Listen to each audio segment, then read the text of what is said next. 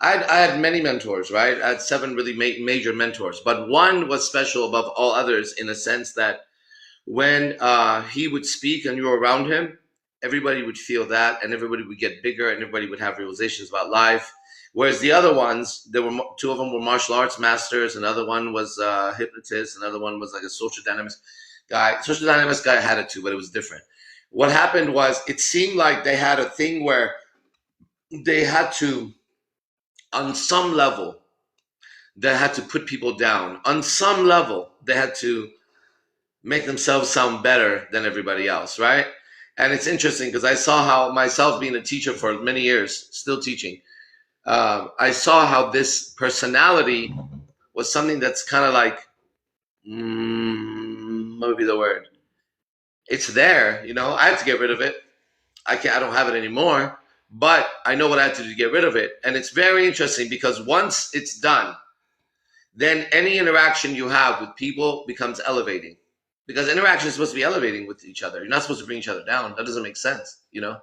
And if two people Yeah. are talking to each other and they understand each other, then the act of understanding or the process of understanding or the end result of understanding, all three was. Once we achieve understanding, we get a very, very good feeling at the end. Better than any It's other like feeling almost, right? It's like it's a a true feeling of, positive. it's like trust, love, communication. It's understanding, like I get you, or I get what's going on. I get myself. So we seek understanding as anybody would who had any intelligence, and we have a real good way of doing it. Good Well, language. you know what else I think about that too is like I've got I got a lot of friends, but I only have a small circle of true friends. Uh huh. You were talking about the people around the fire telling stories and stuff. Yeah, I have yeah. that statue here.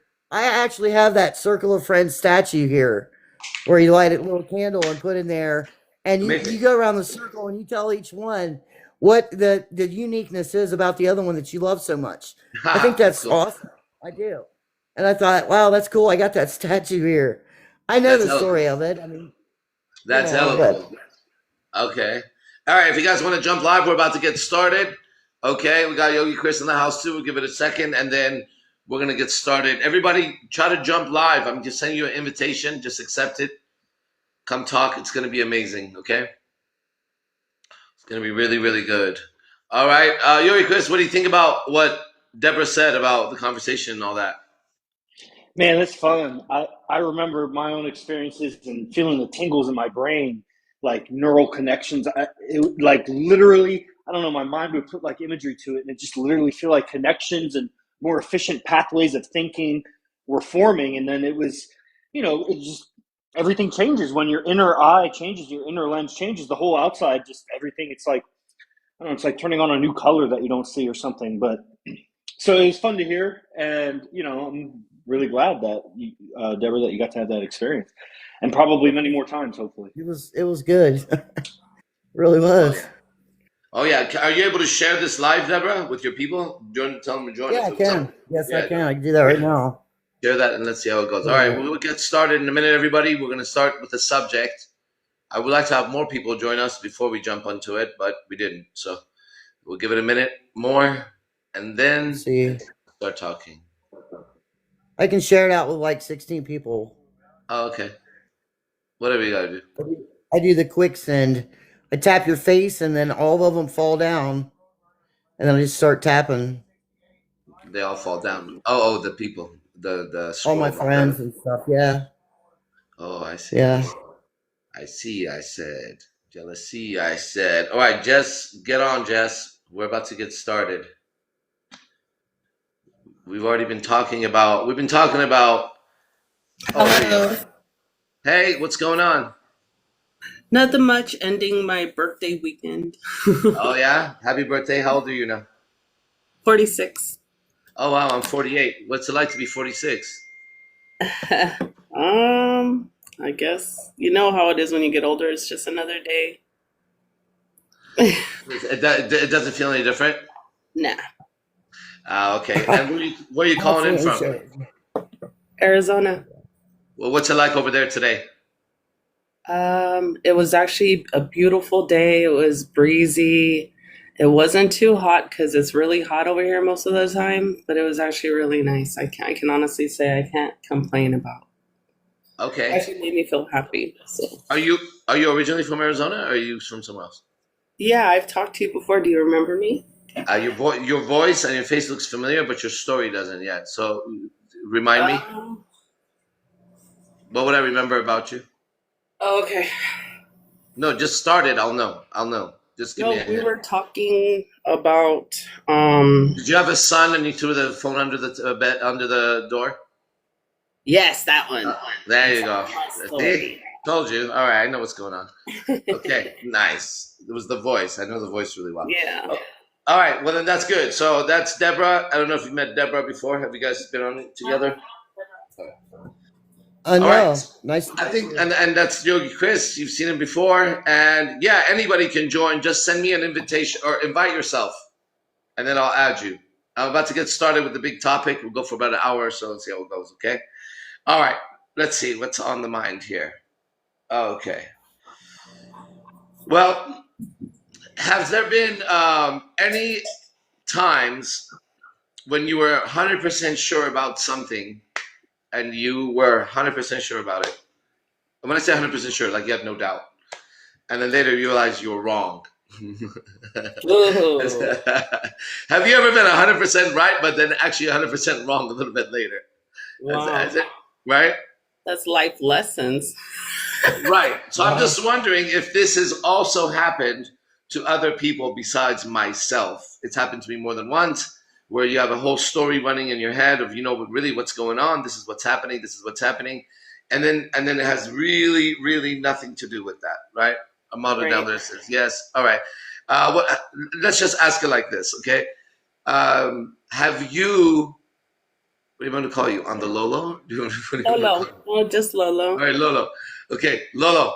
Um, if I asked you that question, would you say yes? Maybe not. You don't have any specifics in your mind, but would you say in your 46 years of life, you've already experienced knowing you're 100% right, arguing for it, fighting for it, whatever, and then later going, "Shit, I was wrong." Has that ever happened to you? Oh yeah. Really? More than once? Oh yeah. Okay, we'll come back to I mean, that. Chris, what about you? as a female, it's hard for females to admit they're wrong. But Do you know I that guess too? I'm the type of person where if I am wrong, I own up to my faults. It's learning lessons. It's life Yeah. learning lessons. Okay, We we're make gonna. choices that we think is the right choice and decision, whatever path we're going. It could even be as simple as a relationship, and then it ends up not working out. You thought it was the right thing and you tried and just didn't happen. I know. See, it's not as simple as a relationship. Relationship is the most complicated thing everybody has right now. Well, I can It's the honestly say one I've thing. been through that one. I know. They could know computers, they could know cars, they could know the weather, they could know how to plant trees and how to do law in law school, but they don't Yeah. know relationships. Yeah. That's what we know. So we understand relationships. That's where I come from, and that's why when we have a conversation, it's always going to be elevating because you have to Yes. understand the dynamics of a relationship. And Exactly. that's what we're working on. That's what we're working on. We're starting with the question, okay? And the question is, have you experienced in your life 100% thinking you're right, even arguing about it? God knows you may have fought over it, and then realizing that you were wrong, okay? And Lolo said yes. Chris, what about you? Yeah, for sure. And I didn't think of an example, but one just kind of came to mind. I know that I've had arguments about like what direction to go when we're driving or traveling somewhere, and like I knew that was the right one, and then yeah, I was wrong. What about beliefs? Um, That's a strong yeah, one. yeah. I'm talking about that's, beliefs. Okay. I fought for a belief. I knew I was 100% right. I even would stand up for it. And then if you talk to me 10 years later, I had a different idea of that belief. oh yeah, definitely over that time span for sure. Many things that I would argue for, and then I changed, and yeah, There, I'd that. never do that. Lolo, you too? For sure. Okay. Deborah, what about you? Yeah, Okay. it happened to me. Would any of us believe any human being over there above fucking 25, 30 years old who says, no, I've never, ever, we would know there's something like, obviously, look, we're all from different places. and we all Yeah. had the same. And then people typing, someone says same, another one said me too. Okay, so now here comes the really interesting question. If that's true for all of us, right? And like in my case, I can do like a 10-year span of time. I can tell you like 10 years ago, right? I would have really been about A, B, C, D. 10 years later, I was like, whoa, whoa, that was actually wrong. That's not what's going on. Okay. Yeah. And so, good and bad. There's been situations where I've looked down on something and I was wrong and it was actually up.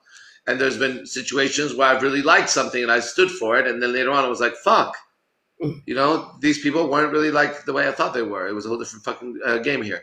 So if I've experienced that, you've experienced that, everybody else has experienced that. Okay.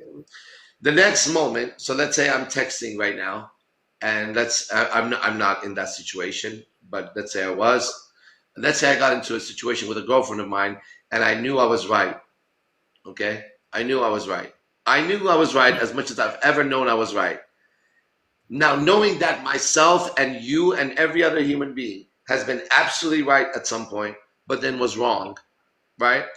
I'm wondering why I can't, at that moment, consider that I could be wrong, even though I feel like I'm so right. Okay, now the question arises. I think it's very difficult, if it's not impossible, but it's very difficult. Okay, now the question arises. If you could do that, if you could, in a moment of an argument or something, suddenly realize that you have been wrong before and it feels just the same way it does right now when you were right and you were wrong, right? If you could do that in that moment and become conscious, what do you think would happen to the argument? Would it change flavor in the moment you became conscious that, you know what? I know I'm 100% right now, but I've been wrong before, so I should consider that in this moment, okay? Lolo, what do you think will happen to the argument as it's beginning to heat up and turn into some kind of fucking out of control fire? Ooh, it's still going to be out of control. It's going to be toxic because you never know what type of person she is. If she's like the type of person that's like vindictive or say, see, I told you so, blah, blah, blah. And you man up and say, hey, I was wrong. And it really depends on how mature the other person is and how they're going to turn it around and turn it into either a positive or a negative. It can go all routes. I mean, that's like a broad, like, they could either take it and... So you think that if you became right, you're going to now choose the right? Okay, here we go. I'm going to hold this into one of the hands, right? It's a secret. And then you guess and another person guesses, right? And you guess properly. You say it's in this hand. You're right, but we don't show it. Then the other person, ready? Watch this. The other person guesses wrong. They say it's in the other hand. And then they come to you and they say, ha, you fucking lost, blah, blah, blah. Ready? Remember, you were right. You were right, regardless of what they say. Why do you think that them thinking that they won or returning it in a rude way, if you did the right thing, why do you think they have the ability to do anything to that rightness of yours? It's a question I was asked by my teacher. Why do you think if you choose the right path, why does their non-acknowledgement of or saying, they could even turn around and said to me, okay, I'll give you an example. It happened last night, okay? Last night, some of the guys that we know in Las Vegas, they got into an argument with some other guys and they got in a fight, okay? So I heard about it today. Now, the problem is, right, that when they got in the fight, it was always the guy who can't fucking walk away from the situation. Now, my rule with our people is do not fight. Just don't. Just don't. Right? I mean, that's it. I don't care what. Listen, just so everybody knows. No matter what they say, no matter what. Now, ready? If you have to defend your life, then don't hesitate. But there's a difference between defending your life and fighting somebody. So we have a no fighting fucking rule, right? Because we have a lot of tough guys and this and that, right? So this morning, there was a lot of justifications from one of our guys about the fight. Oh, they were rude, they were this, they were that. Yeah, Chris was there. And to me, it was like, no, you are wrong. And you have to face it. You are wrong. And I can tell him, you are absolutely wrong. Because I told him, if it was this other guy, and I pointed the other guy, I said, I guarantee you, no matter what they said, he wouldn't have gotten in a fight. And I said, you're lucky they didn't like stab you guys because they got outnumbered by 6-2 or some shit. I said, you're lucky they didn't stab you guys or shoot you guys. I said, that's how shit happens. It happens for some dumb shit like that, right? Yeah. Now, the question that I want to tell you, we're going to make him your brother or your son, okay? That guy that got in a fight. And we're gonna give him an idea. I'm gonna give him an idea with you. We're gonna be mom and dad or brother or older brother sister with him, and we're gonna say to him, "Listen, young man, here's what's going on. Okay, once you do the right thing, your life will follow the right path, regardless of whatever, because you chose a right decision. So right decision equals right results. Now, if you do that, we tell our son or daughter or whatever, if you do that, then the other person may make fun of you. They may walk away shouting, yelling. In fact, check this out. 100 people may clap for them and call you a fool. But the question arises, is the fool the one who has the truth and the right answer and applies the right answer? Or is the fool the one who looks at the right answer and makes fun of it and yells and goes over? Obviously, they're the fools. So I would teach our child, our friend, or whatever, listen, the right action, once you know what it is, you got to do it. And it doesn't matter if they make fun of you. It doesn't matter if they fucking blog about you. It doesn't matter, whatever, because that's the reason why we call it a right action and a wrong action. Two wrongs don't make a right here, right? Nope. Yeah, right? Yeah. Okay, let me pause right here. I'm going to throw it to you, Chris. Chris, what do you think if people, not just you, became super conscious that they've been wrong at a time where they were insisting they were right? What do you think would happen to the flavor? Man, I mean, it's such a separating idea just to have even the consciousness in the moment to ask yourself such a question and like see yourself in the moment. I mean, immediately, I mean, all arguments, it was like some lady in your stream said the other day, and it's just something I've heard many times throughout time, the difference between like a debate and an argument. And it's a little bit semantics kind of thing, but there is definitely like a palpable difference, like that the argument has so much emotion in it, anger and other things that make it chaotic and not reasonable, versus like a debate, like by definition would be reasonable if you could do it like unemotionally.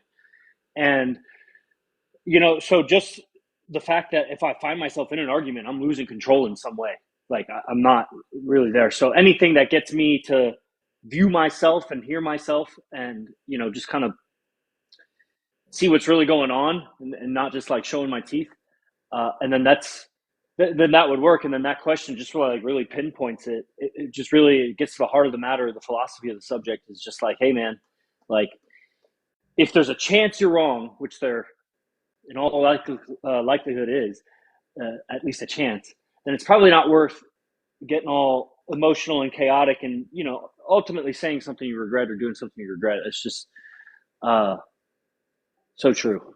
So yeah, I think that would happen. Okay, got it. Deborah, you agree, disagree? What do you think? I agree. I had something happen to me once with a person that I was friends with for a long time. She was a little bit older than me. She was like a big sister to me. And she had different beliefs spiritually than I did, She was a Wiccan.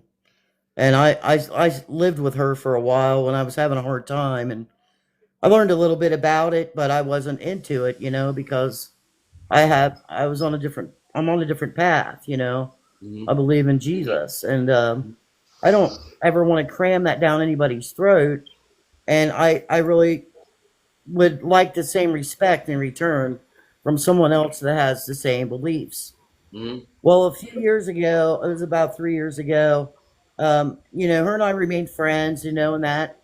We talk on the phone because she lives in Ohio and she lives a little ways away from me, and we both kind of went our own ways after everything got good with my life, even though she helped me in my heart, I'll always be indebted to her. But as far as being connected to her as a person, I can no longer do that because I went to her house. I was invited to her house for a Super Bowl party, and we were all, like snack food and chicken wings and stuff like that before the ball game started.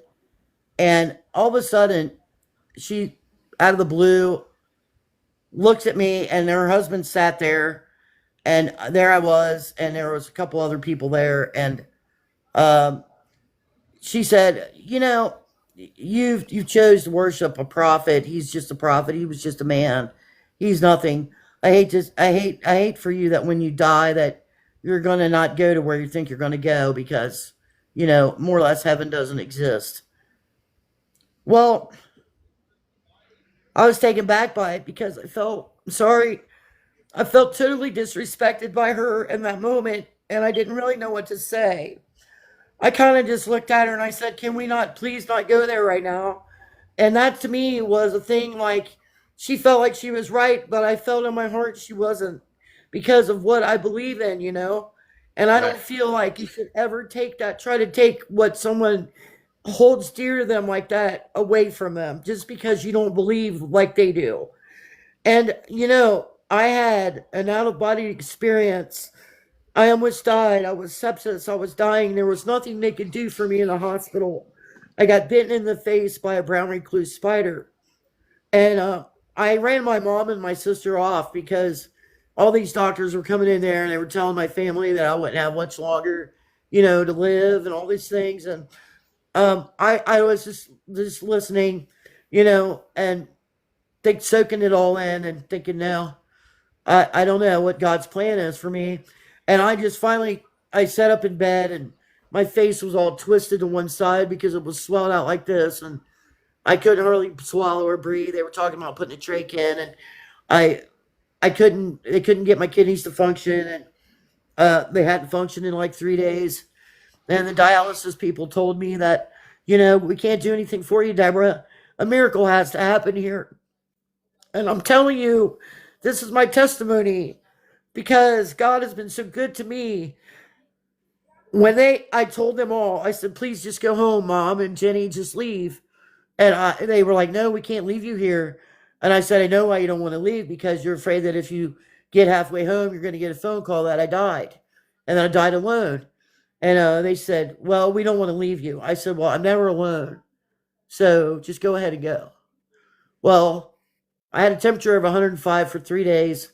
My kidneys were shutting down, my organs were failing me. And but I still had my senses. I could still talk, I could breathe, but I was really sick.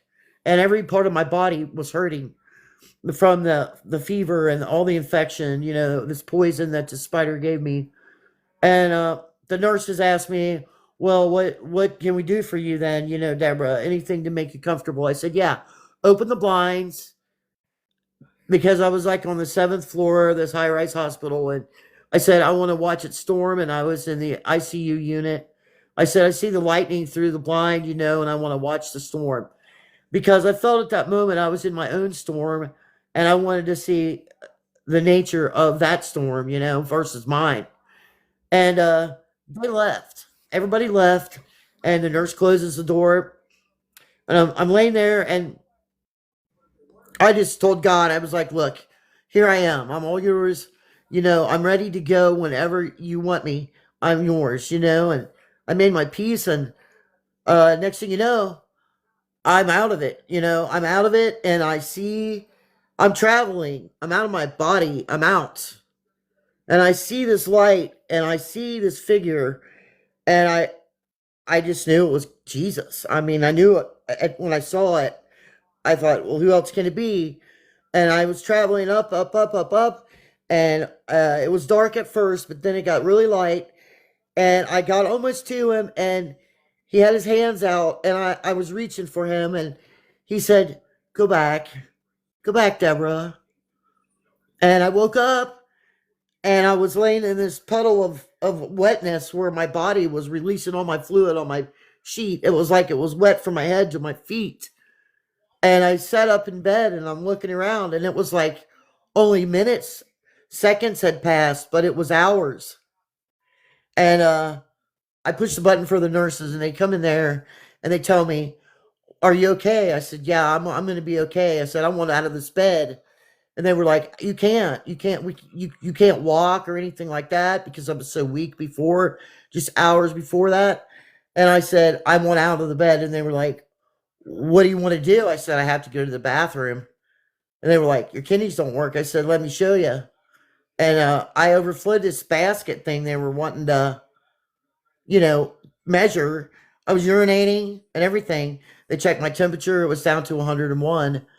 And I became okay. Of course, the next day they operated on my face. But by that person telling me that that didn't exist and knowing I was right and she was wrong at that moment, I didn't argue with her. I let her think what she wanted to think, but I know what I know.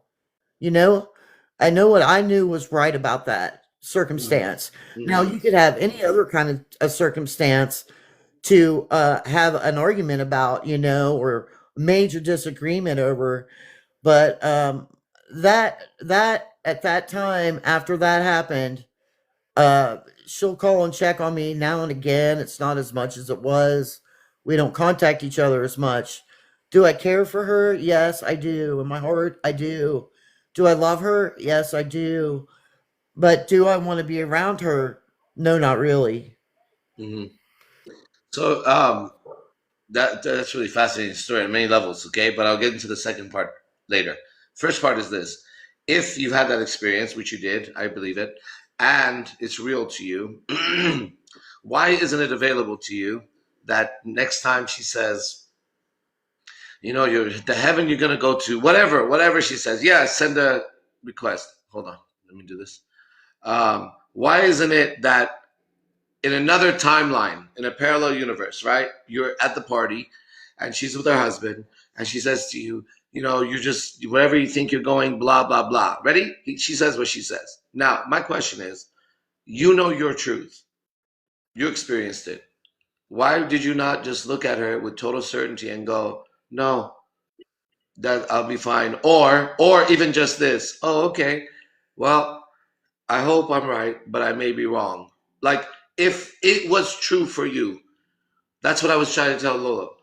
What difference does it make? Unless you care about her so much and you try to convince her. I get that. But what happened was you felt like her idea and her husband could somehow touch the truth you had. Why do you think that? Why does her opinion have anything to do with you and your It does. experience? It doesn't. Honestly, it doesn't. I just told her. I said, I did But say it to did her. though.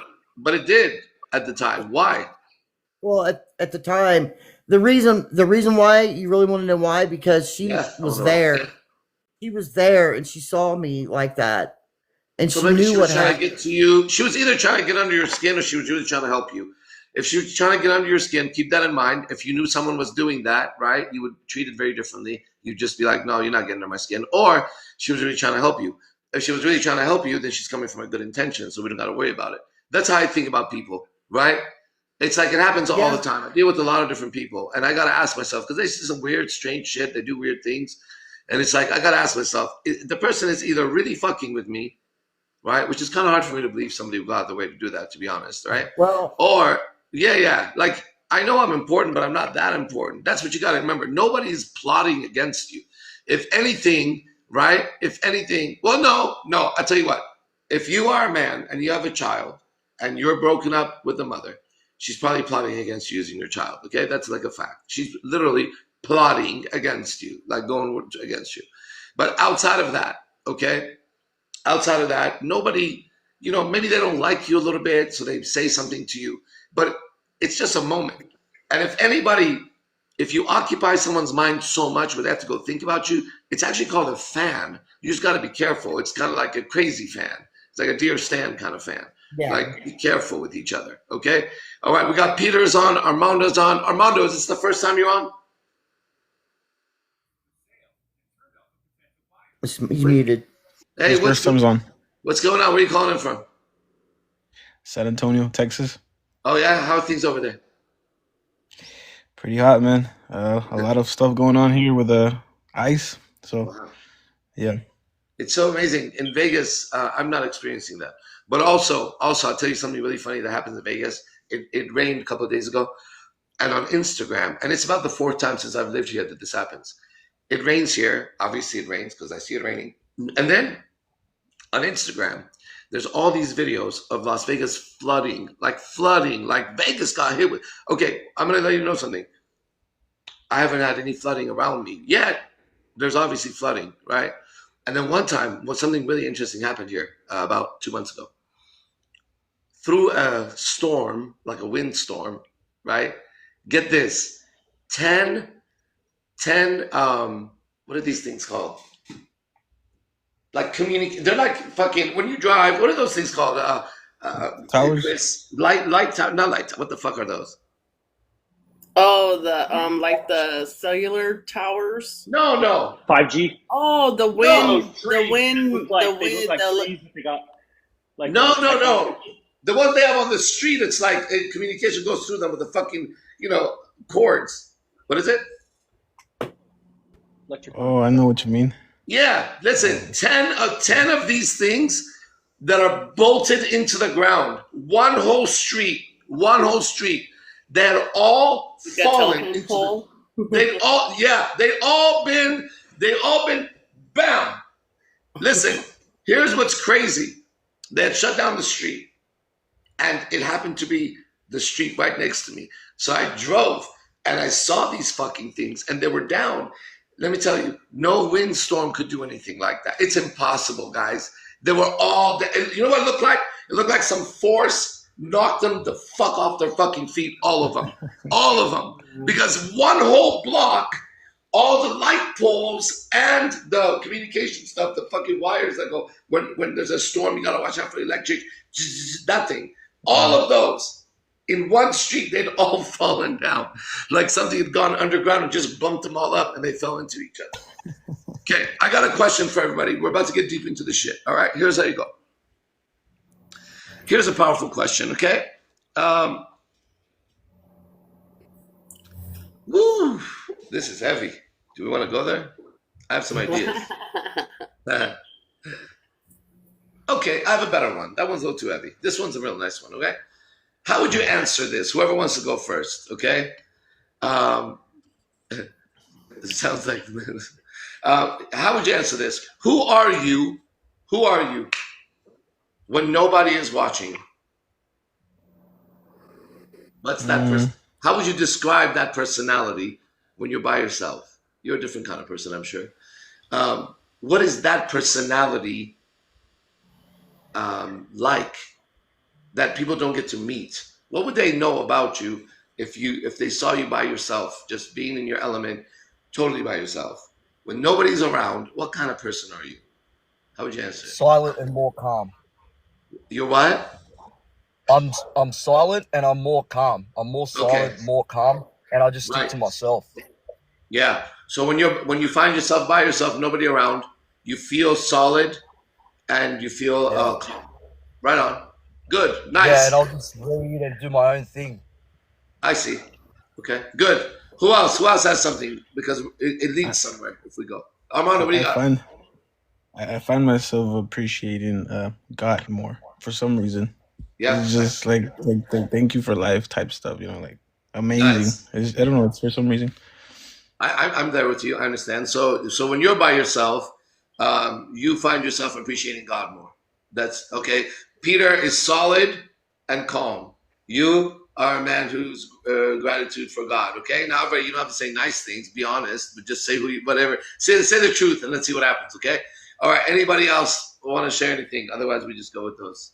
I'll say. So Yeah. I'm more of like people that know me. I'm very outgoing, outspoken. I'm funny. I'm the crazy one in the group. But when I'm by myself, I'm more of an introvert, believe it or not. Like but I am myself and being that person. So there's like extremes of myself. But when I'm by myself, I'm more quiet. I analyze my life. I analyze decisions I'm always thinking. And sometimes I just like to dumbify myself. I'll just lay there scrolling through TikTok, just watching videos, like I have so much going up in here that my outlet is just dumbifying myself. Like I don't want to how would you describe your personality? Like, let's say I got one is calm and stable, solid. One is appreciative of God. What is your personality when no one's around? I say I'm a sweet, nice person. I have a big heart. So when nobody's around and you're by yourself, and you're going around. You're having sweet, nice thoughts. Is that what Well, that means? I'm always thinking about how I can help, like, my family or my Okay, you son. got your Like, what family in can your I mind. do? Because I'm still a mom for a couple more years, like a mom to a minor. I Yeah. have 4 more years left. So, but I think I'm more quiet, and I just, I don't talk a lot. I don't know. My Well, listen. personality is just If like, you're, no, no, no. If you're by yourself, you would be nuts to be talking a lot. So I'm talking about when no one's around. What's the yeah, person? What is your personality like when no one gets to see you? You're by yourself. I'm just quiet. Of course, you're quiet. There's no one to talk to. But Yeah. internally, are you internally quiet? No. Okay, there. So you're quiet on the outside. What's happening on the inside when you're by yourself? My mind's going a million miles an hour. I'm always Right. reevaluating my life and what I need to do. I'm more of like a leader, not a follower type of person. So I guess like I'm always thinking of my next steps, my next moves. What do I got to do next? So I'm like kind of controlling over my internally about my future external adventures. What am I going to be doing? Whatever. So I don't know. Are you able to relax? No, No. When's the last time you relaxed? I can't tell you. Like honestly, like two I years, 10 years. cannot. When I sleep, and even then, I'm working in my sleep. So when did that happen? Look, Armando's concerned. Armando's like, dude, that's not okay. I I can see know. it. So when did that happen? I guess because like all my marriages, I was the strong one. I was the one who did everything. I'm the one who controlled the finances. The only thing I wanted my exes to do was go to work, come home. Don't worry about paying a bill. Don't worry about cooking, cleaning, none of that. I got you. I Well, just the want you to cooking and focus cleaning I on can your family. understand, but the cooking and cleaning I can understand. When you say don't worry about paying a bill, like, but they went to work. Were you No, saying I you will mean their make the money money goes and in. I'll do the No, organization, or what are you saying? I'm the one who like makes sure the electric's paid, the mortgage or the rent, Yeah, or they don't have to have that stress of the headaches of when the right. bills are due. I have No, the that's a good woman. calendar. Woman takes care of things like that. So, Yeah, what would they take care of? What was their job?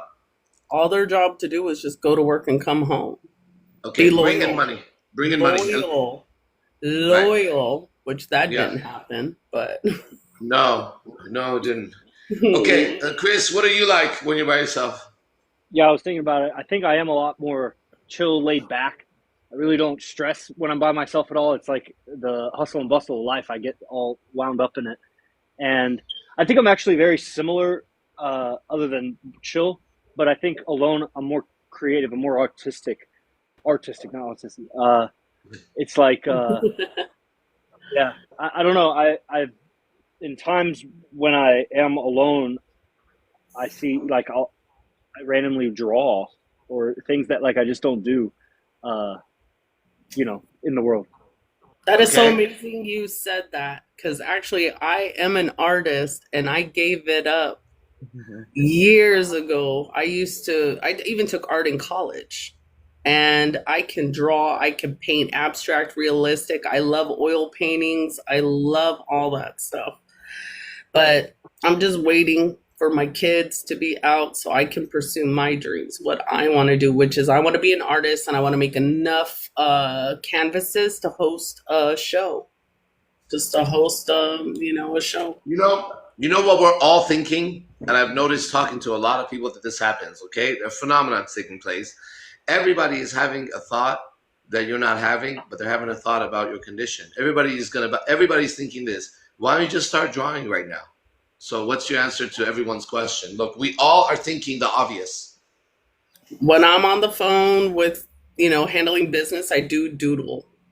I mean, No, I do not stuff doodle. like It's that that. thing that you said you're waiting for the children to grow up. In that moment, we all thought, why? Why It's don't you just start it's now? it's because to me it's a waste of money. My artisticness design, it requires a lot of money. Canvases are not cheap. Oils, I gotta buy paint thinner. I gotta buy I see. all this stuff, and it invests a lot of my time being by myself, painting, Yeah. creating.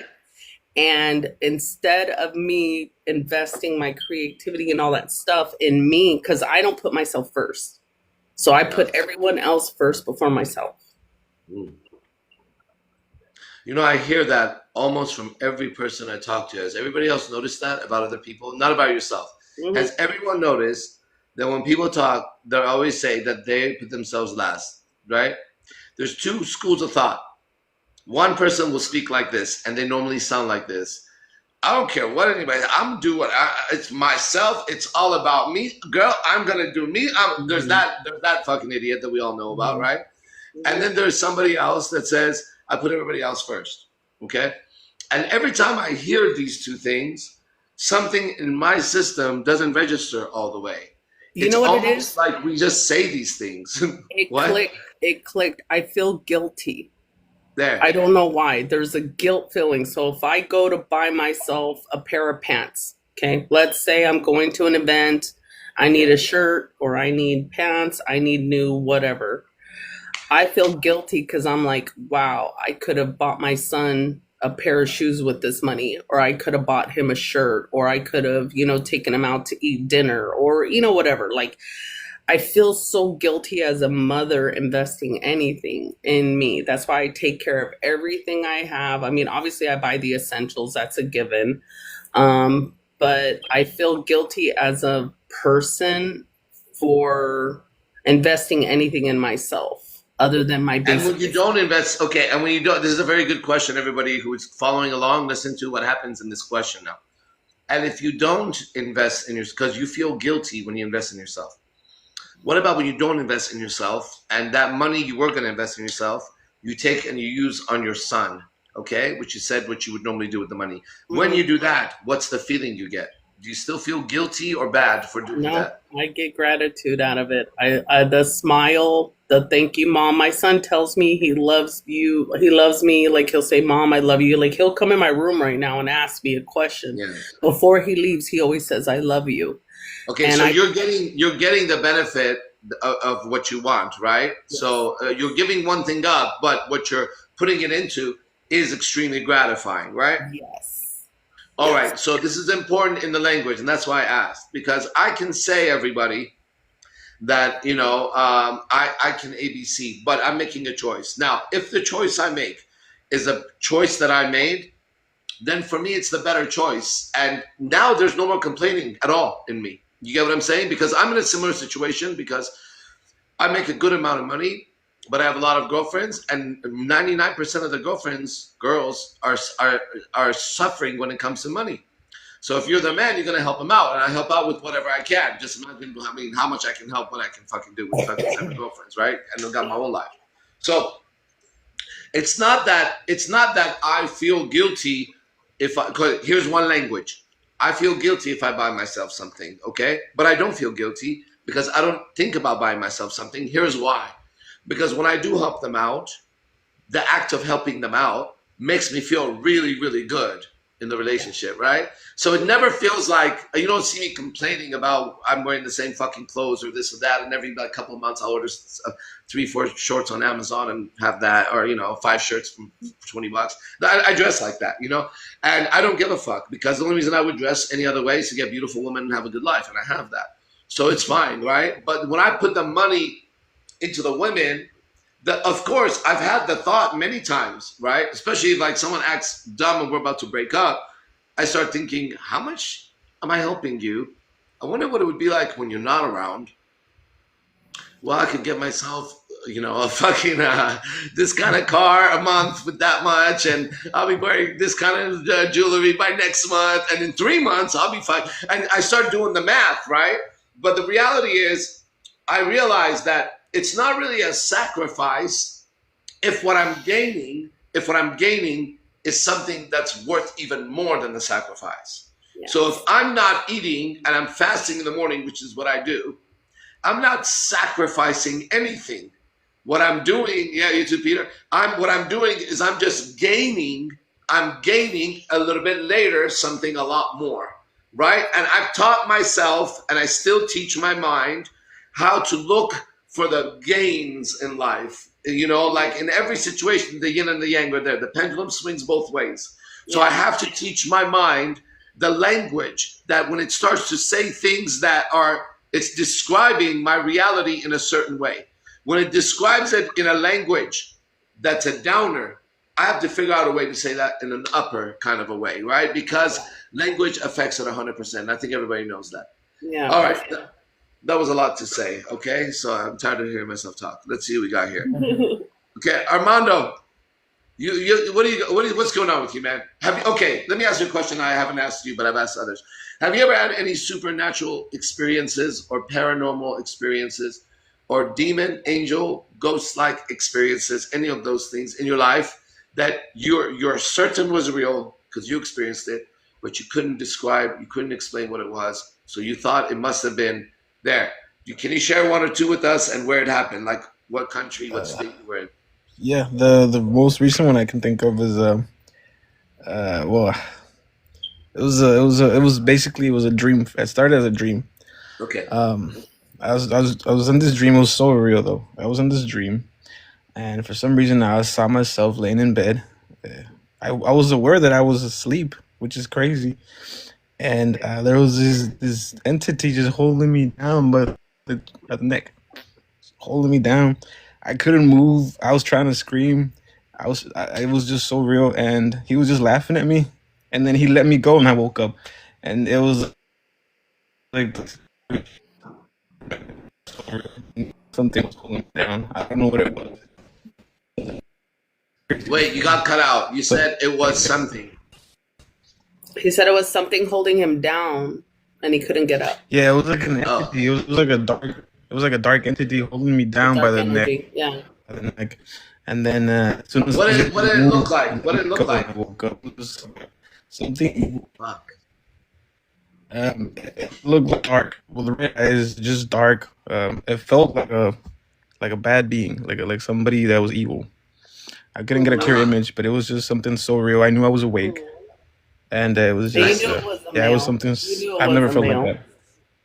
It was a very masculine energy. Yeah. And so, have you had this very experience heavy, very dark? It felt like a heavy weight on you. That's the second time. Yes, that's the second time. And no matter what you did, you couldn't move. It was just a heavy. I couldn't move. Yeah. Yeah, he was just holding me down, laughing. He was just holding me down, laughing at me, and I was aware that I was asleep. It's just he was in control, completely control.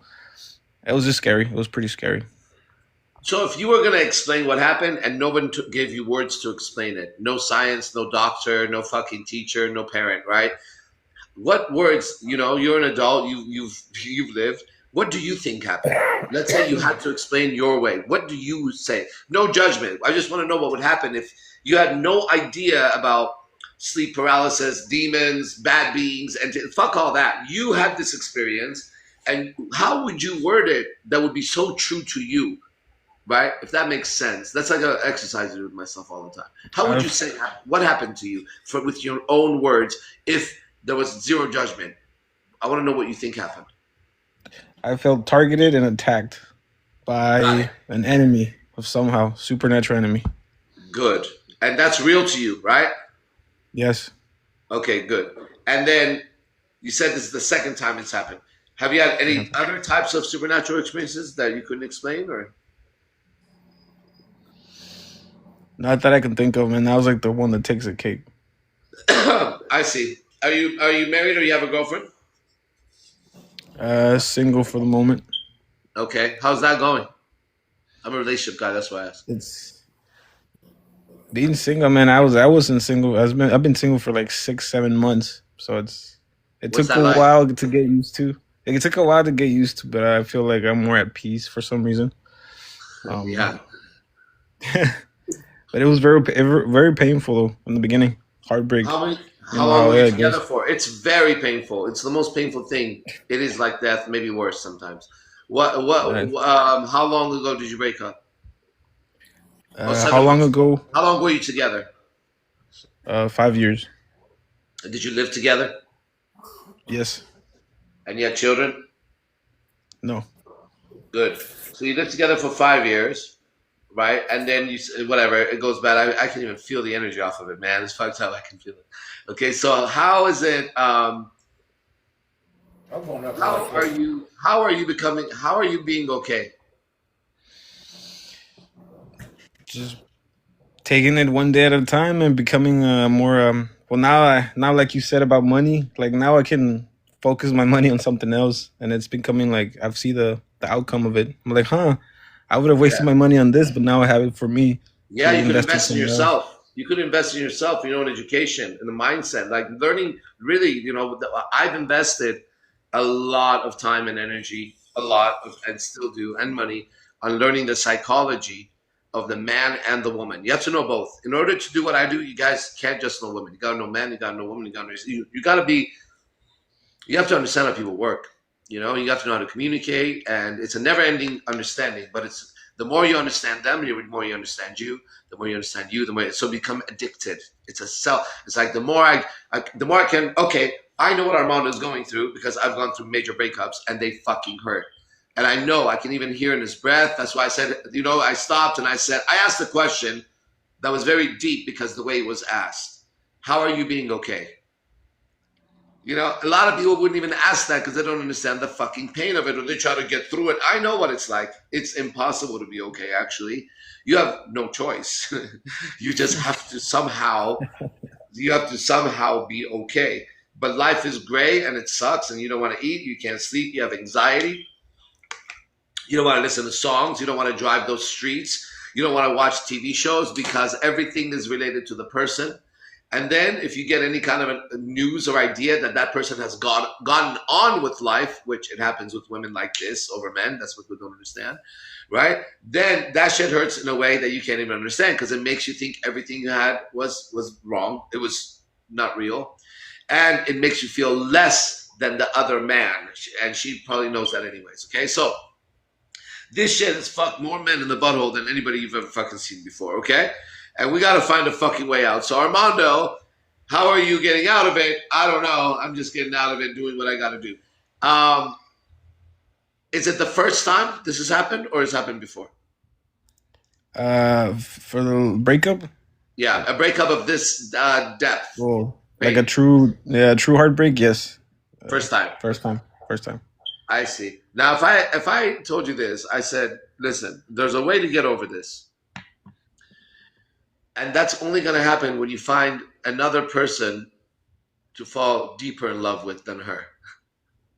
Okay? And there's no other way. Here's the first time someone's going to give the proper advice to this shit. If you want to get over her, you will never get over her if you cut your love and never get with another girl. What will happen is she will destroy your future. That fight, okay? Military thugs on.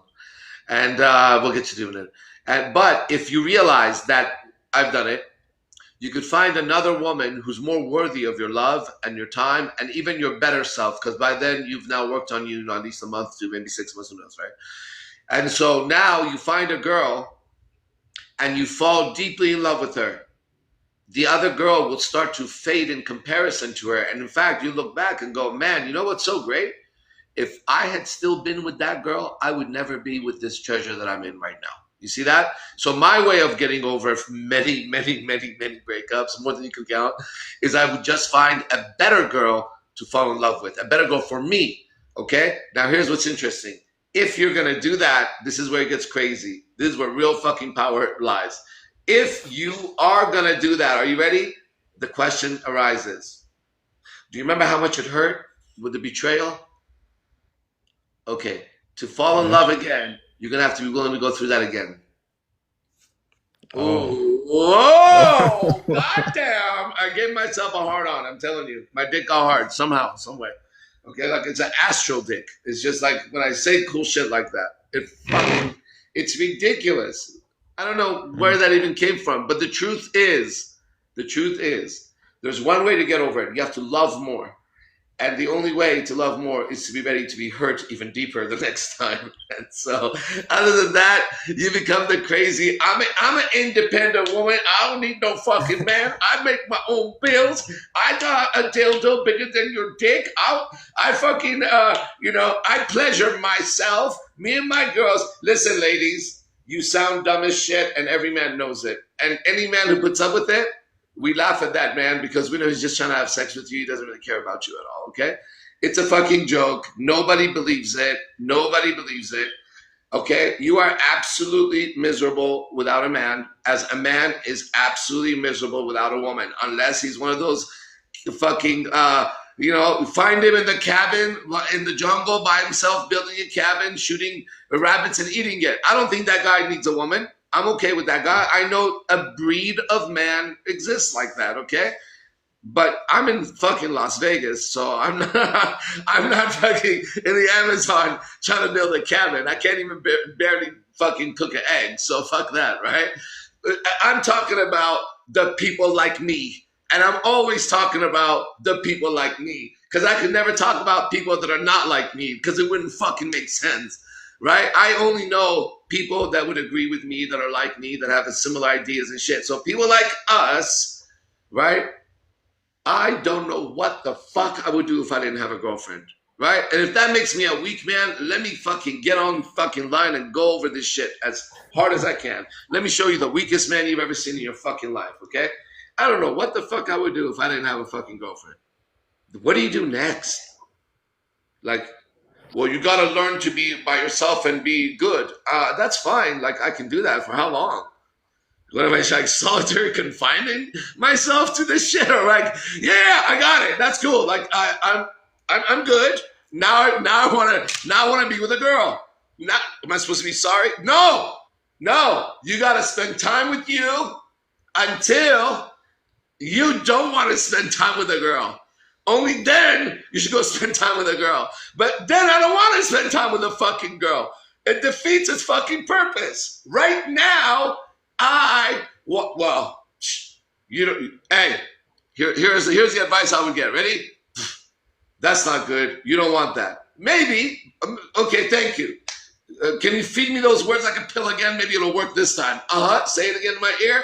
I don't need that? Son of a bitch. Can you do that with everybody? Can you go around and throw that advice and it changes them? Because it fucking didn't affect me either, okay? I fucking understand what you're saying. It's just not real to me, all right? I was born of a fucking woman, and I sucked her tits first to get some fucking milk, as gross as that is. You understand that? That's what was going on. And ever since then, I've had to suck some fucking tits to just be okay. I don't know what else to do. How do you blame a boy like me or a boy like him or a boy like him or a boy like him? Go blame what? God? We are comforted in the woman's arms because mother had us. Now, I'm a man, so I'm not trying to fucking find mom. I'm way past that shit. That's fine. But I am trying to find a woman, you understand? A fucking woman who feels similar to mom, feels loving, feels comfortable, feels like there is a fucking home, right? Feels like, someone says, I'm scared. Hold on. I wish you would jump on. How come everybody who's got a negative comment can't just jump on? You know how exciting it would be if you jumped on right now, Shane, and you said, I'm scared of you, and we talked, and we would find out what your arachnophobia is. Okay? Now, leads to Deborah. Deborah. Yeah. How do you think I got my name Spider? Do you know the story? No, I don't. All right. Let me tell you the story. Deborah, I was in Vegas. All right. Now, I am not a Christian, everybody. I am not a Muslim. I can be a Christian and I can be a Muslim. Okay? I can use all the faiths very well. All right? I'm a man who seeks what works and uses it. Call it whatever you like. Okay? Excuse this. This is not to turn you on or anything. This is because it's fucking hot. I was in Las Vegas, okay? And I still am in Las Vegas. And I was taking a shower. Suddenly, it started to itch right here. You may not be able to, I don't know if you're going to be able to see it. Right here. Oh, I see it. You see it? Right here. So I had a little itch. You know where I'm going with this, Deborah, right? Yeah. I had a little itch. And I got the fuck is that? Right? Oh, next day, I had an itch. A little bit more. Next day, I had an itch and it was hurting a little bit, like a little bump. And I'm like, this is crazy. Now, Deborah, here's where it gets really crazy, okay? I don't know nothing about a brown recluse spider at all. The moment I touched it, it came to me these words: brown recluse spider. Don't ask me from fucking where. I just had the thought in the shower, I got bit by a brown recluse spider. I wonder what the fuck that is. I have no idea why I thought that. Days go by, and in fact, my girlfriend is on right now. Two of them are on. Okay, they witnessed it. Chris was on. Chris was in the hospital with me, actually. We went to the hospital. So I ended up in the hospital, everybody. Why? Because I got bit by a brown recluse spider. If you want to know why they call me Spider. Okay, that's when I took on the name. It was AZD, Arash Dibazar. Okay, this is how we got Spider. So then I'm out with my girlfriend Electra, and we're out, and I've been kind of getting feverish, and I've been just not feeling good. A lot of just sweating, fever, and shit like that. Just not feeling good, you know? And then we come home, and we're in the bathroom, and I take off my shirt, and my girlfriend looks at me and says, "Oh my God," but in fear. "Oh my God." And I said, "What?" She says, "Look at your stomach. What happened?" And I had been bit here, and my stomach, everybody, my stomach was like a fluid sac hanging over my pants, and I don't have a stomach like that. This thing was like I had a stomach hanging. It was all fluid, poison, nasty, red, right? And I went like this, and you could literally see the water go, right? So I text the house. I'm like, I gotta go to the hospital. Chris was there. I think he actually drove. I jumped in the car with two other guys. We're driving. As we're driving, this thing is getting worse. Now I don't even know if this is a brown recluse spider. I just have the idea that it is. All I know is something's happening to me, right? As we drive, I'm starting to think I could be dying right now. For some reason, this thing starts to amplify the energy. I'm watching, we're hitting every red light. It's fucking traffic. I even start thinking we might as well get in a fucking accident right now and I'll just die right here. Fuck this shit, right? We arrive. The nurses take a look at me, two nurses. Can I see? And they look and they go like this. Whoa. Like their eyes. Whoa. Oh, wow. What is that? I'm like, I don't know. I think it's a brown recluse spider bite. They go, okay, we got to get you in. We got to get you in. They put me on a fucking IV. They slide me in the fucking bed. I go. The fucking doctor comes, walks up and says, what happened here? I say, doctor, I think I got bit by a brown recluse spider. He says, let me see. I open it. He goes, oh, yeah, that's a brown recluse. You definitely got bit. He said, listen, it's not a problem. We're going to do this. We're going to do that. Blah, blah, blah, blah, blah, blah. Let me see. He checks my body. He checks everything. And then he says, this is where it gets really interesting now. And then he says, shouldn't be a problem. We're going to have to check you into ICU overnight. You stay. We're going to monitor you. And by morning time, with all the fluids and stuff that we give you, you should be able to recover. That's what he says, right? And then I say to him, well, I want to go home, actually. Can we just give me some stuff? And he says, he starts laughing. He goes, no, you're not going to go home. And I said, oh, why not?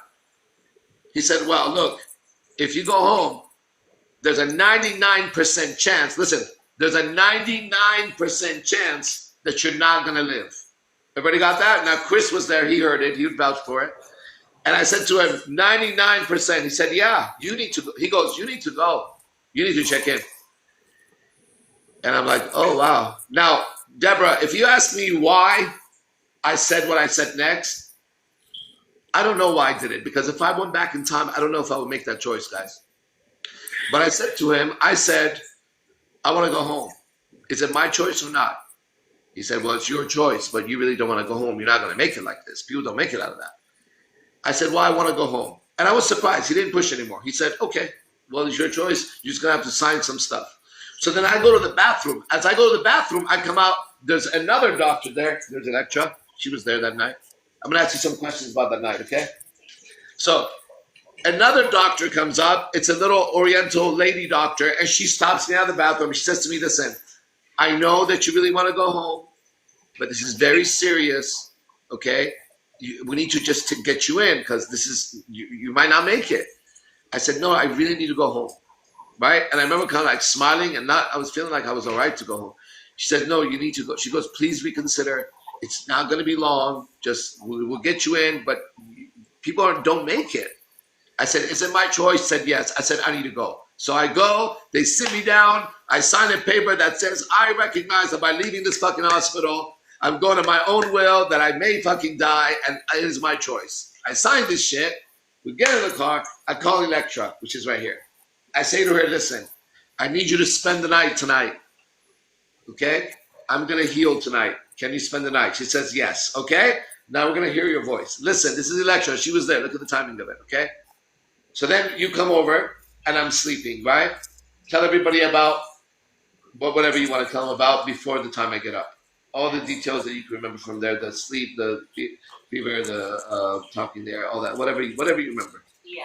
So you were laying on the floor with blankets and. So he not you. He was laying on the floor with blankets. Yeah. And just like talking. He was talking in his sleep, and just really feverish. And I was like walking around the house, like cleaning. How hot was I? You said. You were like you had a super. I don't know what it was. She said I couldn't touch you because if I would touch you, it would be too hot when she was laying with me. She said I was drenched. You also said you were wet, the whole fucking place. The whole thing was wet, right? And then she said I was speaking out loud. Do you remember the things that I would be saying? You were having conversations. I don't remember. I was having conversations while I was unconscious, everybody. So I'm laying in bed, and according to her, I'm burning in fever. I remember being in and out of consciousness. I'm supposed to be dying, just so you guys know at this point, okay?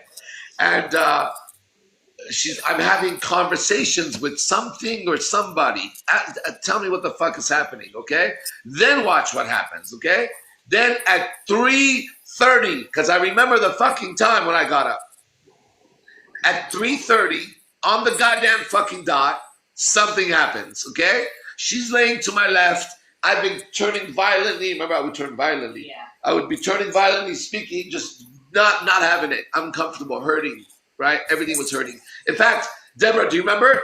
After a while, your skin hurts, everybody. If you've ever been by this thing, you can't wear a shirt. The shirt on my body would cause pain, the pain sensors of my skin. That's how crazy this fucking little creature is, okay? So I was actually naked. What's that? From mine. I was naked in the bed at the hospital. All I had on was a sheet. I asked him to take my gown off because it hurt it to touch me. Do you see that? Yeah. Once she was at the same level, she was dying too, like me.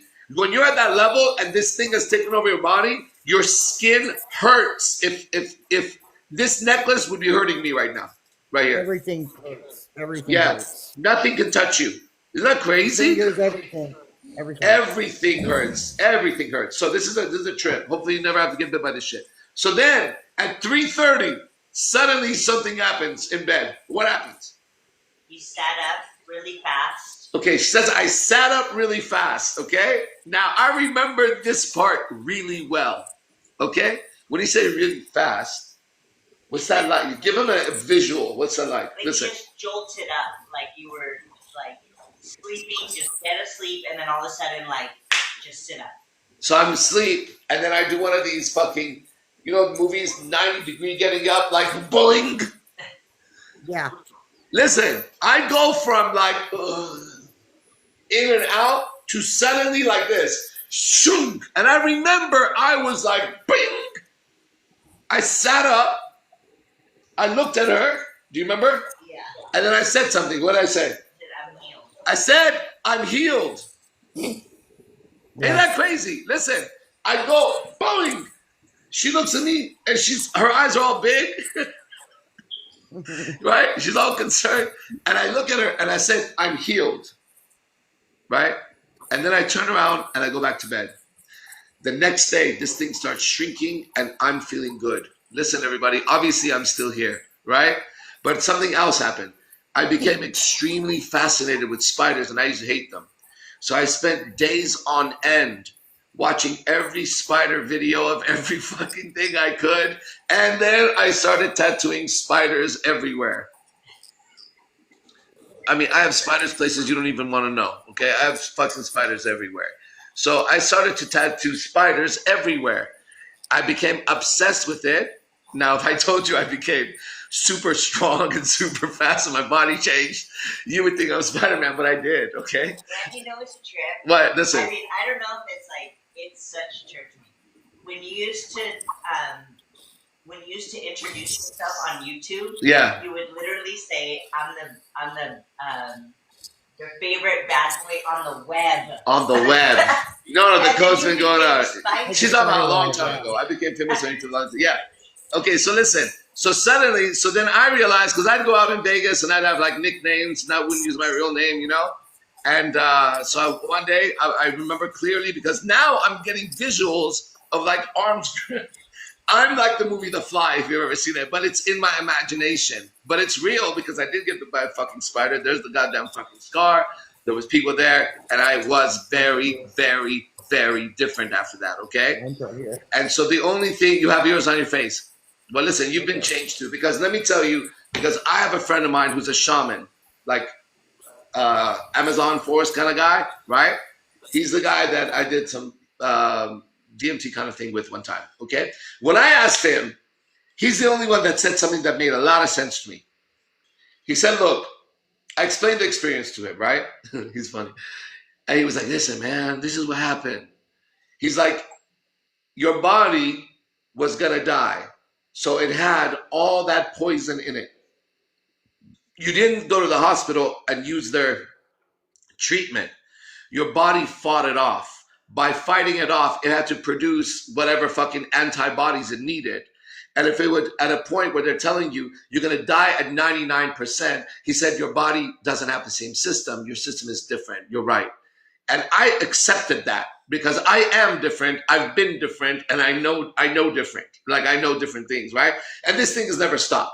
So I call myself Spider for that reason, as a tribute to the brown recluse spider. And I got all kinds of spiders on me, and there'll be all more spiders. And I don't like them. I don't go grab them. I just understand their power. They're pretty fucking cool. All right? Damn, I spoke too much. It's time to go. Mr. Price jumped on. Let's meet Mr. Price. Mr. Price, where are you calling in from?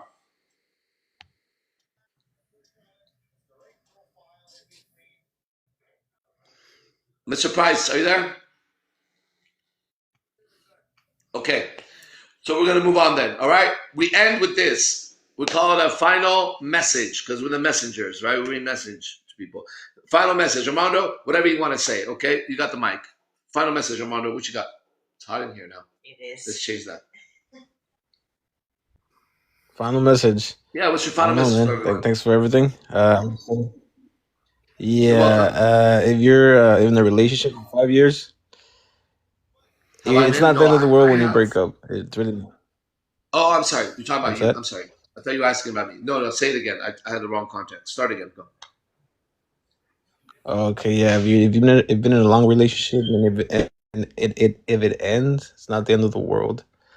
Life goes on. And yes, thank you for your advice. Just find someone better. Just find someone better. That's it. Yeah. Listen, that's Yogi Chris, right? He'll message you. Every morning I meet at 10 a.m. I meet tomorrow morning again. Every morning I meet at 10 a.m. and we talk 3 to 4 hours about the mind, relationships, and the science of attraction of men and women. And that's what I do. And so you have at least, let's give him, like 1 week. Come to class for 1 week for free. All you need is a Zoom link and be there at 10 o'clock tomorrow. I'm going to blow your fucking mind, okay? So this is a good thing to happen to you. Yes, okay, sir. Peter, final message. What do you got? Yes, sir. Final message is that it's okay to have evil thoughts. It just depends if you take action on it or not. Yeah. We all have thoughts. They're not our thoughts. These thoughts are broadcasted to us, or they come from programming, or who knows, guys. It's not your thought. That's why it's weird. You know what I mean? It's like, why would you think about some weird shit to fuck yourself up? You wouldn't. You think you're thinking. You're not thinking. You're receiving. Okay? If you want to think, sit there and think. Imagine there's a difference. Sit there, put your mind on what you want, and go to work with it, construct it. Now you're using your mind. But if you're driving and you think of something, or someone texts and you think of something, that was a thought delivered by the text, by some fucking thing.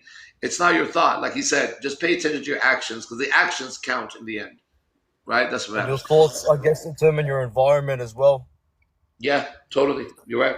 I agree. Okay, Lolo, what you got? Final message. Love yourself. How do we do that, Lolo? Because of what Armando's went through, I went through it too, and as well as everyone else, we've had our breakups and stuff. But Like one thing I learned through the breakup is, you know, how like you come across people and they're like, they talk to you, they show interest. I honestly have standards that have to be met before I will even cross paths. Everyone is a friend at first, and people always ask, "What are your standards?" I'm not going to tell you. You have to meet them. If you meet them naturally, then that's it. But really, first and foremost, dedicate like time to yourself and then do something good for someone every day.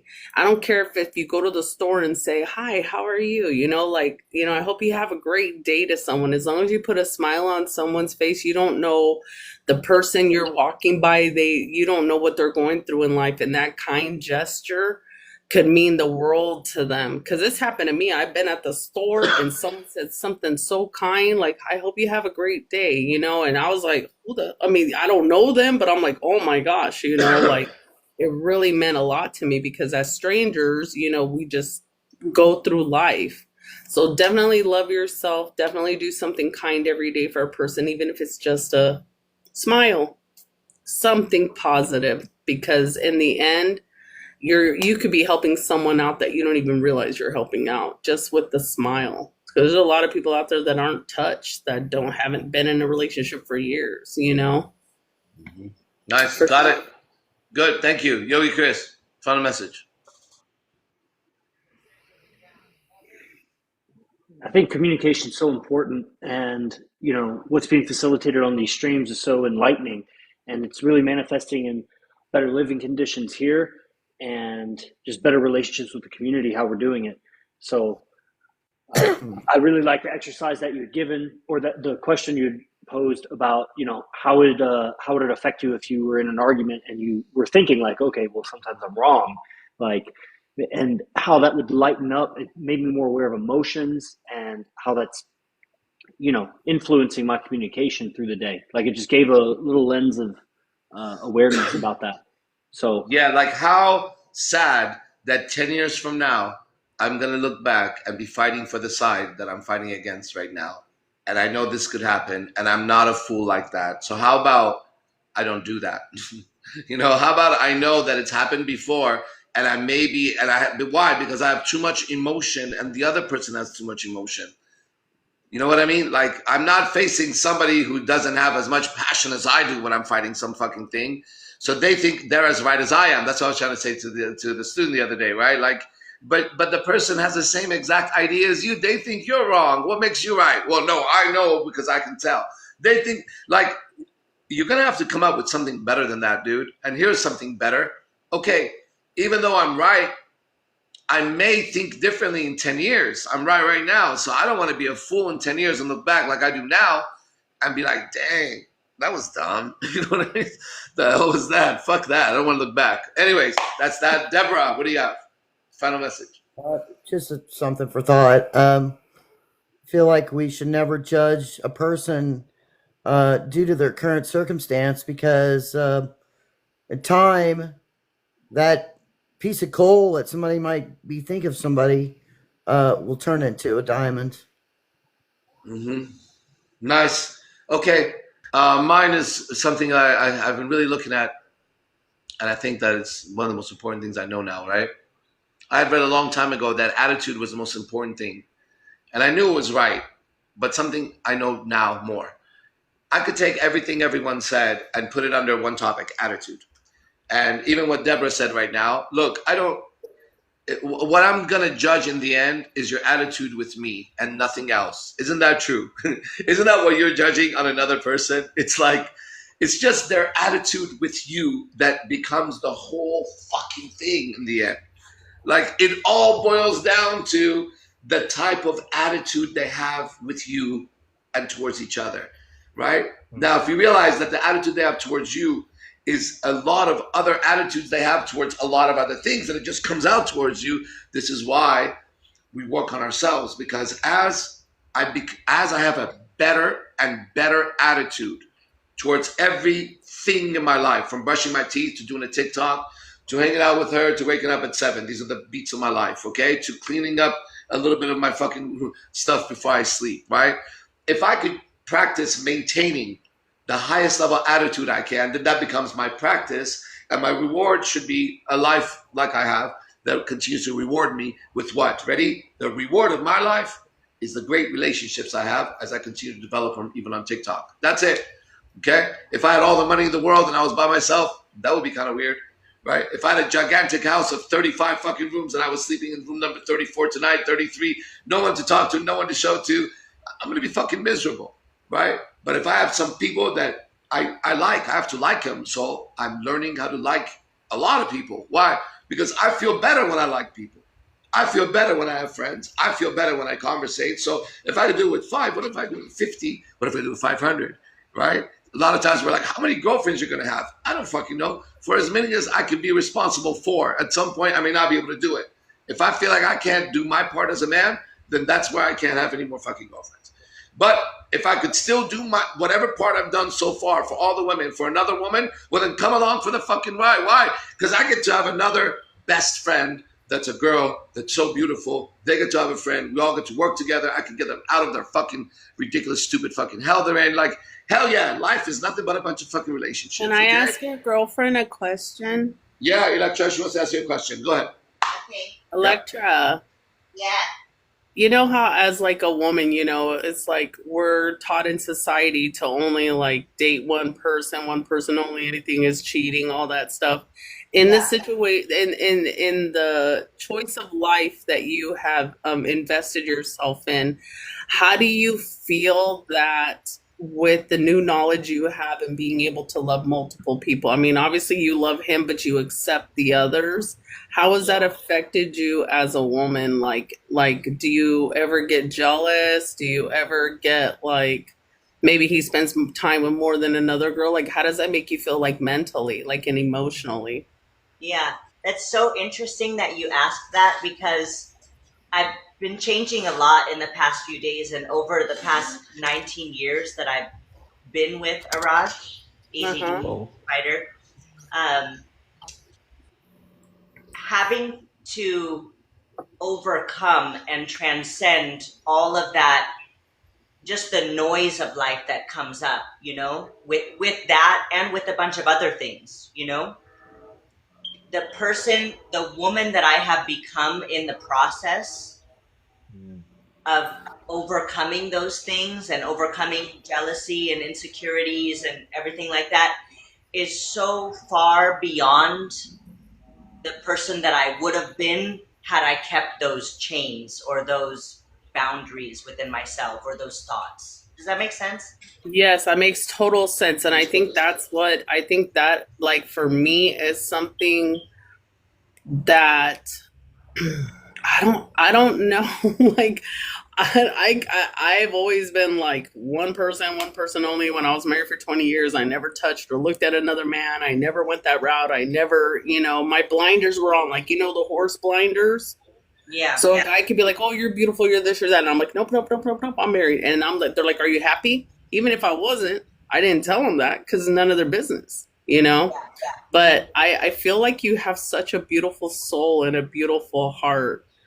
She's saying she wouldn't have that. She's saying she wouldn't have what you just saw if she had not made those choices. Exactly. And that's why I'm just trying to get her input on it because I've never came across anyone in person or she's the original. She's the original vampire. She's the first one. She is. I've never. I want to know how the transition was because society teaches us to be one way, right? And then you're entering a different realm. So honestly, I'm gonna tell you something. Let me tell you something. We were both there for 19 and a half years, and I'll give you the honest answer. We have no idea how we did it, but ask us any question, we'll answer it. We'll honestly answer it. And we've been working on ourselves the whole time. And one thing we knew is that you weren't going to break us up. So that's it. The rest we have to figure out, just like you guys are going to have to figure out. You're going to be with that person, right? We have to figure out the truth that all men want to be with other women at some point in their life. If they don't right now, they will later, okay? It's just the end of it. Facts, facts, facts. We have to face that truth. It was a truth. She had to face it. I had to face it. Okay? Mm-hmm. Then we had to face a bunch of other truths. But once we saw the truth, it's so funny. You're the person who asked this question. Once we knew that this was in here, right? And we picked the right one because we had done our own research. We saw the truth. Then it didn't matter if 100 fucking people said we were wrong. We kept doing it. We kept doing it. Then somebody else would come in and see our interaction and how sane we are. Like, let's say Hannah, my second girlfriend. And then Hannah had a fucking choice. Date all the fucking men. She dated celebrities. She's been with men, of course, before me. Go that life. Or just spend more time with Electra and Arash. Trust me, you guys want to spend time with Electra and Arash, okay? And then when Hannah shows up, right? And Hannah's in the mix, right? Now, Lolo, you have a chance now, Friday night, to come and out with me, Hannah, and Electra at my place and do what activities we do. You see the level of conversation we have, what we are, you see what they look like, you see who I, okay, right? Or you get a chance to go do, I don't give a fuck what the fuck you do, it's not going to be as good, right? And so at some point you say, you know what? I want to come and out with you guys. Now, if it's accepted, you come and again and again and again and again and again and again. And then guess what happens? You don't want to be with any other guy. Oh, I'm not as beautiful as your women. I've seen your I'm giving that as an your example. women are absolutely gorgeous. I'm just saying They're like models. There's no way. I could never. No. I'm not saying like, particularly. Okay, he's a mom bod. I am a mom. I am like, I'm not as beautiful as your girls. So okay, but let's say not as beautiful as my girls. Are you as beautiful as what you want to be, which you can be? How's that? I know I'm beautiful. I know I'm pretty. I'm not saying that being conceited. I love how I look. I love how I look. I've had people tell me you're ugly. Okay, good. That's your perception. That's not mine. Yeah. I love myself. Yeah. I have a question too for you though, real quick, because I know your time is precious. So is yours. It's the same time. Thank you. Yeah, because we all have it. Because I got to go on my. We're literally sharing the same time right now. I'm late. I'm dying and I'm dying. I know, but I'm late for my engagements too. So okay. One other thing I want to point out. What if during the relationship she wants to bring a guy into the mix? Wow, that's you said something interesting when you were giving the example. You said for 20 years. You said for 20 years you only had your eyes on that man. Okay, wow. For 19 and a half years. Okay, listen carefully. All right, Electra. Yeah. Do you talk to any men? No. What about drive-through? No. Okay. What about listen? What's they don't just have analytically. Let's say I'm going to ask what your view would be with it. I know she loves you. She's 100% for you because she's like me. I'm 100% loyal. I don't care, If that's true, why do you ask that? If that's you and that's her, I want to know how you would feel in the view of the alternative perception. But I'd be with somebody like you or her who just said that because there's a way to catalog women when you get to know them. And the way they are. And I'm looking for the woman who has eyes on her man. But I'm not about that. I'm like a one-man type of guy. But I'm just asking for like the other perception. What if she were to come to you? Electra was going to come to you. No, she wouldn't be my woman because that means that she would have those values. And I would have known that because we know each other. So it's like if she's the kind of person who's like that, right? Then her and I would never be together. Are you the same person you were 5 years ago? No, I'm not the same person I was fucking 24 Okay, then. So meaning throughout life, it changes. We all change. I'm not the same person I was 20 years ago. Oh, you're saying if she changes and she does that? Yes, let's say. That's all you have to say. If she changes and she does that, then I know for sure she knows and I know something that I'm no longer her man. No. But what if she wants to be with you and another man? That would violate nature. That would violate natural law. It would mean that in her genetics and by God, that she was going to get pregnant from me and him somehow. It's not going to happen. She's going to get pregnant from one. The woman chooses one man. Now, if I had two women, I could impregnate both of them. So they are my women because my seed will be in both of them and no other seed. So guess what? My women, my children. But if she has two men, right, and she's having sex with both of them, there is no DNA test back in fucking time, right? We don't know. So she would be punished by law, by nature, by God, by mankind himself. And that's why a woman that does that is labeled as whatever, slut, prostitute, whatever. It's a label. But it goes back to genetics. And a It's just man, like an apple. and a man who gets a lot of women like So myself, much to he's always say, put on a man. pedestal. No matter what people say, they say I'm bad. No, I'm not. They No, no, admire no, it. no, no, no, no. I'm Yeah, not. I'm It's just not. like an apple, and it has no, 8 seeds, more than 8 seeds. It's like an apple. We're the apple, and it has heaps of seeds inside, and the man's going around and planting the seeds right. when it came from one. It's obvious, right? It's obvious that science is obvious. It's just that we've been incorrectly miseducated by Well, we're society. talking about today's society. We're not talking about Adam and Eve and he gave the rib and all I that. know, but that's the problem. But that's the problem. We need to actually talk about the older stories, the new stories. They don't fit our DNA. Our body doesn't know how to sit in a computer machine for fucking 8 hours and live by itself and drink wine all day and Well, be on that's Netflix. well, We don't know that's how to do why that. that's why I wanted to get her perception of it and how it has changed her because of the way we're supposed to be Adam and Eve. You're supposed to be with Steve, not freaking. Look, all of that is No, I know it's we a don't know. joke. It's a joke, but what I'm No. saying is I wanted a female perspective on honestly, now I want her to counter that. Counter So what? as a woman, I want you to okay, answer. All right, let her answer it. Go. knowing that he can have as many women as he wants and you have to be just with him, does that affect it does it rub you a little raw, or are you okay with it as a woman? It's Knowing not a that he's matter of touching other women, he's making love to other women, he's engaging with other women. Obviously, the other women are giving him things that, like, to me as a woman, if I cannot satisfy you emotionally, mentally, physically, stimulating, if I am not good enough, like, to me, like, if you have to be with other women, that makes me feel like that I'm lacking in a department. That would mess with my, like, emotionalness. Like, what am I not giving him to where he needs to be with another woman? And Electra, does that make sense to you as a woman to a woman? Yeah, of course. I I would mean, I've had to look at all parts of this process so that Her life. yeah, my whole life, Yeah. so that I'm clean on it and I feel good, like I care about myself. So of course I'm gonna go as deep into it as I can to look at this thing, So this isn't coming from I've never looked at it. I've looked at all of these things. Yes, you And look at the pros and cons to everything, and I totally understand that. And that's why I wanted your perspective of it, because I want to understand. yeah. So if you're talking about, do I desire another guy? That answer is No. just no.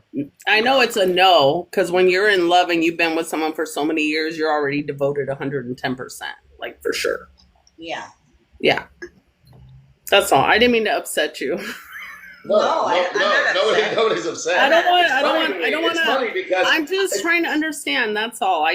For educational purposes only. I understand. everyone wants to know what you're asking. We've been dealing with it before. It's just funny to us. That's why I'm laughing. Go ahead. And then the thing to look at, the thing that is, I think, really empowering about the position that I find myself in is, you said, oh, if he's with other women and he's kissing on other women and he's doing that sort of thing, right?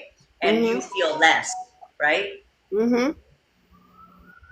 I would feel like, what am I not giving him to where he needs to go be with another woman? Like, what is she giving him that I'm not giving? And I dealt with the infidelities with, like, my ex-husband for 20 years. He used to look at corn. I'm going to say corn because you can't say the other word. Yeah. He used to eat corn every day, 5, 6, 7, 8, 10 times a day. And I'm like, what is she? Tell her to cook you dinner, motherfucker. Tell her. Have her cook you dinner. What, is she going to go to bed with you at night, or is she a visual? Right. What is she giving you that I can't give you? But I learned over time that it wasn't me. It was a void of a childhood trauma that caused him to go that route. It wasn't the fact that, because men are visual. They're visual. Yeah. And I think that when you love someone, like, I want him to have everything and experience everything, And if something brings him joy, like if you love somebody, if you genuinely love somebody and something brings them joy, like why would you want to So obvious. stop that? You know, It's so obvious. like Why you guys make it so complicated? That's my woman. She loves me. I'm a king. I'm a man. I get whatever I want as a man. She gets whatever she wants as a woman. What's wrong with you guys? You're worried about things nothing wrong with it. I'm talking to her from a female perspective. She knows Talk to her from 100% a female or a male. how Talk to her I from feel. logic. You have to talk to her. Listen, male or female, you have to make sense. So when you It say does from a make female sense. perspective, I can tell when someone makes sense and someone doesn't make sense. Look, she said, when you love him, you want the best for him. That's Yeah. what he wants. Now, ready? She should add also, I don't have that insecurity. And if I did, I would be communicating from it. Okay. And that's the No, difference. So 100%. not everyone is supposed to be an eagle or a lion. Not every man is supposed to have a bunch of women. They want a lot of women, but do you know what it takes to sit in this position? Yes. Give me a break. I'm And so that's clean. what- You could ask her whatever you want. It would touch anything. No. All I'm saying is I'm not saying you're challenging me. I'm not saying that. I'm saying And I'm no, I'm You're not just listening. wanting to know her how she truly feels about the situation. That's How all. she truly And I'm feels. only How about speaking she from just my feels? perspective. When my ex was looking at bad things, it affected me mentally and emotionally. Yeah, I because he was go to the fucked up. gym. He was looking at porn. He didn't take the time. He could not He go. Listen. I'm not looking at porn. I'm meeting another beautiful human being, as beautiful as her, making them fall in love with me, and I fall in love with them. I'm having sex with that. Your husband is watching an actress. No. Jessica's dick. He not only We're not did the that. same shit. He not only did that, but he actually did engage with females. Yeah, well, he probably had to pay them. They weren't anything valuable. I'm sure they didn't love him. It takes a lot. We're talking about relationships. You're talking about sex. And that's the problem with women. You women are always thinking one fucking Please thing. don't label me. Sex. Please don't label me by you women, because that is not me. You're not a Why? woman? I am as simply, comfortable. you said you having women princess girls. always. Yeah. Please don't Yeah, right, put me so- under that And genre. then what happens when I label you? Do you get hurt? Did you get hurt right now? Did your feelings get hurt? I'm not hurt, but I'm not every woman. I am low. No. I got it. Are you not every woman? But when you correct me, did something in you like get hurt right now because I called you every woman? Are you okay? I am very okay. Then don't be so fucking sensitive. I am You not get it? being. No, don't be so fucking sensitive. I'm an unsensitive guy. I'm real. Listen. Let me give you my opinion that you can never touch. It's an opinion. Ready? My opinion. All women. Got it? My opinion is all women. And if you get hurt over my opinion of all women, you need to toughen the fuck up. I said all women as my opinion. And you don't tell me to say, please don't call me all women. All women, you are all women. There's nothing you can do about it. In fact, you proved you're all women by the way you talked right now. Why? It's my opinion. Don't tell me what I can have an opinion on. I apologize for you getting really Back upset the fuck right down. now. No. This is for the you getting problem. upset. This is the problem. You I see, did not mean to stress. when you get upset, you do it in a sneaky, please No, don't I'm label not by any me. means. When I get upset, I say, don't be so weak around a powerful man. I never. Because I'm not a weak man. I'm not watching porn. I'm your sissy ass ex. I'm a king with 7 beautiful women who are loyal to me for years and years and years. So when I speak, take notes. It's not about sitting here and finding out why you can't do it. The reason you can't do it is you never had a man like me to lead you. I led her to this position. I taught her. She's nodding right there. I am her mentor. I am her man. I am her guide through hell. I've taken her through her hell and brought her out of it. For that reason, she owes totally me respect everything. that. I'm speaking to the I whole world. totally I'm speaking to the whole respect world. I'm not speaking to you. This speech is for everybody else. Okay. Peter's going like this. Armando's going like this. Yeah, It's but not what about degree? you right now. You just No, I triggered the respect. truth. I didn't mean to strike You haven't up. offended anybody. You've just brought out the truth at the right level. Because when you I was ask the just- question, when you ask a question, be ready for the answer. And the answer is very simple, okay? Gotcha. You listen, you, as in all women of earth, listen carefully. You're doing it wrong. If you were doing it right, you would be in a relationship like her. And if you don't think she's right, then you look at Hannah, who's online, and she'll answer you. And then Sin, and then Diana, and then Rosie, and then Lysandra, and then Yenny. And all these women will tell you that she's right, and she'll tell you that they're right, and you're all wrong. You're all wrong. You have to stop pretending you know as much as the man knows. You have to know when to be quiet and when not to be quiet when there's men and women around. You have to be taught etiquette once again from the beginning. That there are ages to people, sexes to people, and just because one says, respect me, it earns them no gold coins in respect. Respect is earned when one acts with integrity and with honor. And I wouldn't know all these things if I didn't stand on the shoulder of some great men. So thank you for bringing that out. That's the final message. That was live. Lolo, you're going to think I'm mad at you. You're completely wrong. I have no negative feeling towards you. I hope you jump back again and we do this again, okay? All right. All right, everybody. Much love. Be the best and fuck the rest. Thank you for making it once more the best live on TikTok with the hottest guy. See you guys.